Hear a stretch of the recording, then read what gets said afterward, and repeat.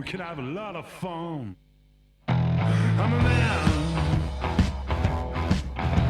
A style and A M.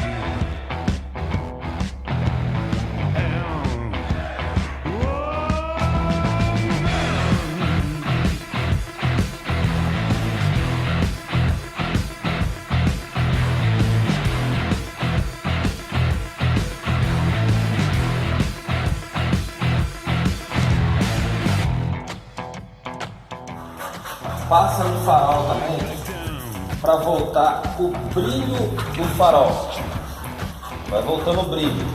Passa em alumínio do carro para voltar o brilho do alumínio. Ó, você vê que é instantâneo na hora, não fazendo esforço, ó. E o farol, ó, o farol, o brilho que já volta. É instantâneo, é na hora.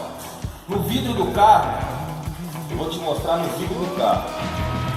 Ele parece que nem tem vidro mais quando você passa. A reação do vidro também é instantânea.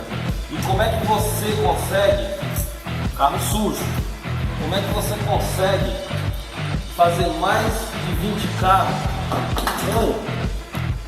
com 1 litro desse aí?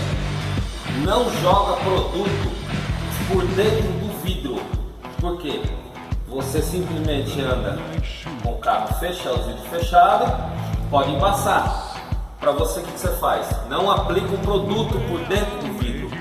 Pega a flanela úmida, passa por dentro do vidro e depois passa a outra seca.